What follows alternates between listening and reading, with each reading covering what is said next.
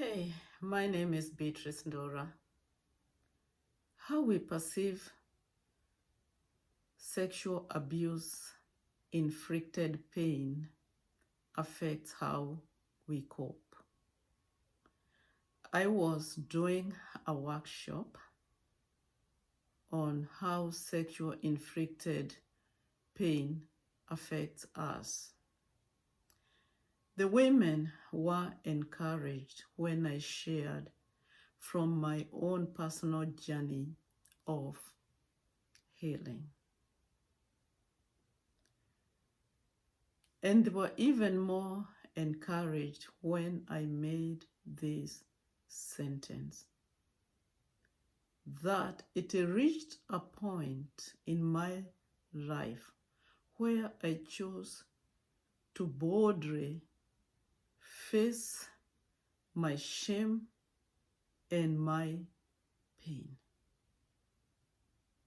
I also said that it was very important for me to find my voice.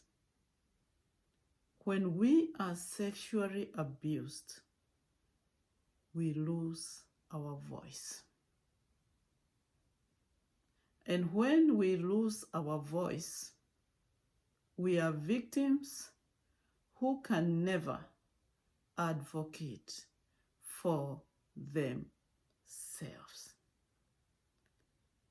I also mentioned that it is very important to remove the negative lenses and develop a new perception of yourself.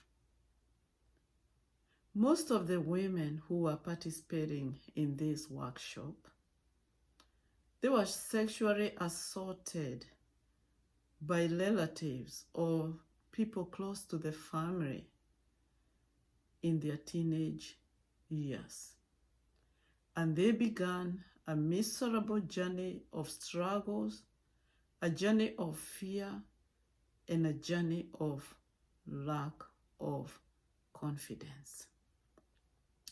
Anyway, here are 5 essential pointers that I would like to give you, and they are instrumental in your journey, or you can support somebody who is going through difficulties in this context. Number 1, notice the change that occurred after the sexual abuse.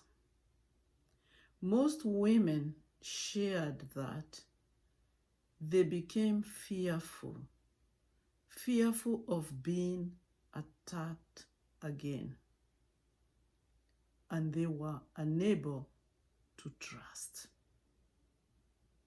The second one, notice the body's reaction.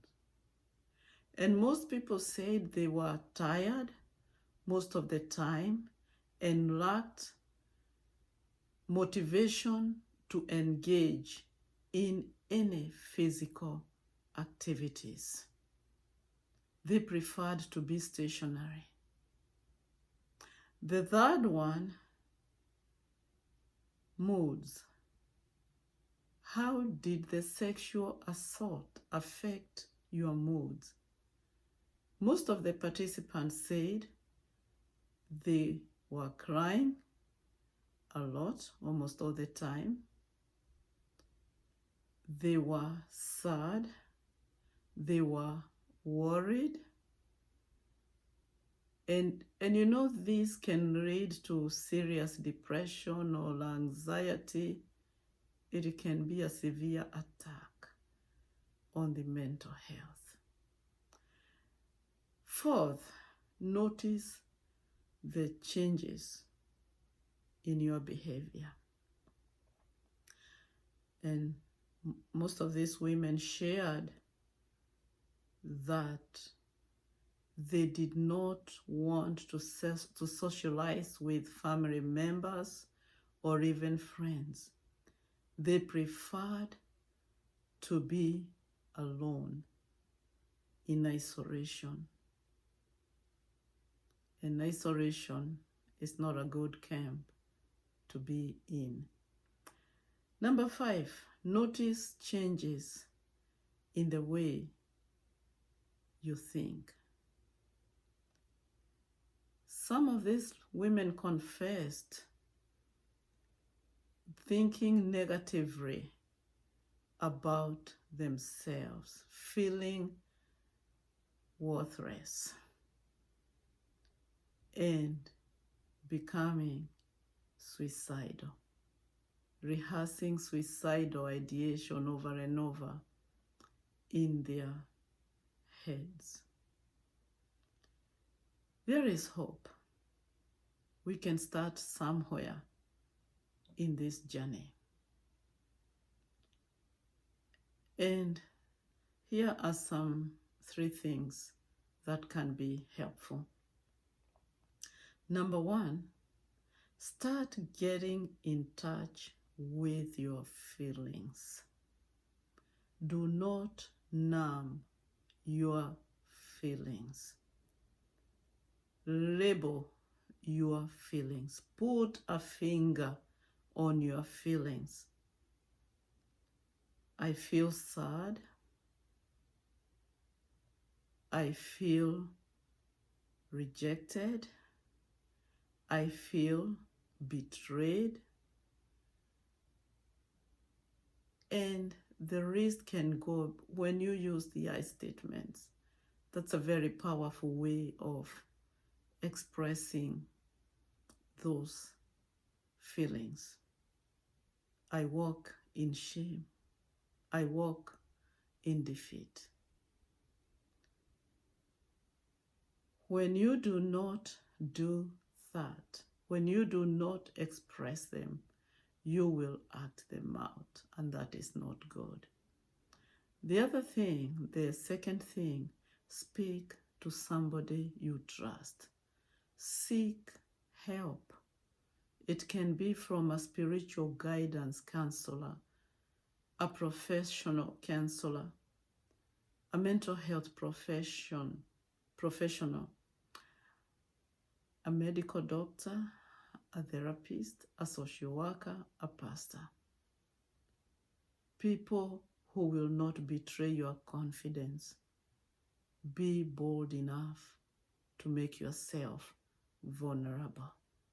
Lastly, journal.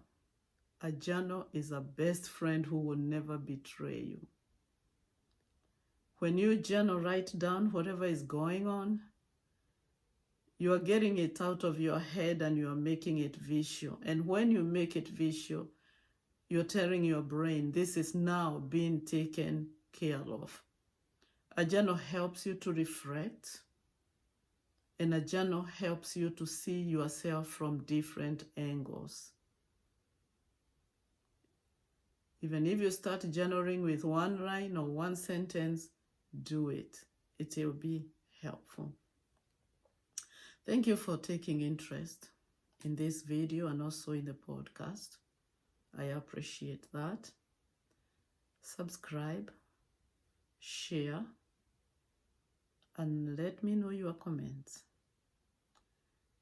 I am a professional counselor and a mental health coach, and a woman who has healed from severe sexual abuse. I can help you in your journey.